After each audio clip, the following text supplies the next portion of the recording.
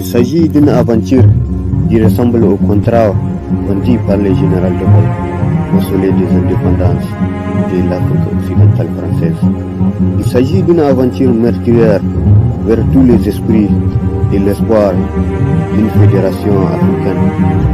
Et pour des politicards comme les moutons Moussa Traoré, contre les pères fondateurs de la Fédération du Mali, pour des politicards comme les moutons Blaise Compaoré, contre les pères fondateurs de la révolution de la patrie des hommes intègres, et pour des politicards qui n'ont jamais cessé de fournir un espace vital aux pratiques dilatoires de la France et de l'Occident en Afrique et dans tous les recoins du monde.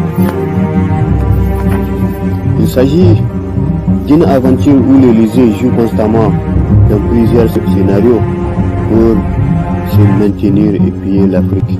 Et c'est malgré le bras de fer qui a opposé la démocratie française au général Tchani, malgré le soutien indéfectible du Mali, du Burkina et de la Guinée, malgré le braquage impeccable de la CEDEAO et de ses relations profondément malsaines, malgré la trahison de l'UEMOA dans la sanctification du franc CFA, et c'est malgré la désertion du béton économiste de la Côte d'Ivoire qui a permis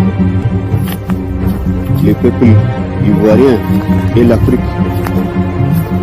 sur l'intérêt de conserver le cancer du franc CFA dans l'économie de toute l'Afrique de l'Est. Et même si les enfants de l'Afrique n'ont jamais cessé de mener une révolution avec des mots et des armes pour chasser le néocolonialisme français et occidental. Et dans cette mascarade, où des politicards peuvent nous dire 5 à 10 années de leur existence à faire de l'Afrique un enfer. Dans un scénario où des politicards peuvent sacrifier l'intérêt national pour les stricts nécessaires du caprice français et européen.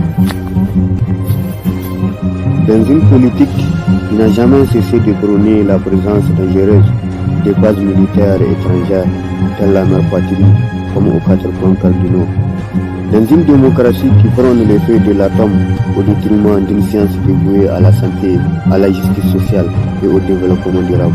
Pour une science qui s'évanouit de plaisir après une soirée meurtre et mystère orchestrée au soleil des indépendances de la République démocratique du Congo. Pour une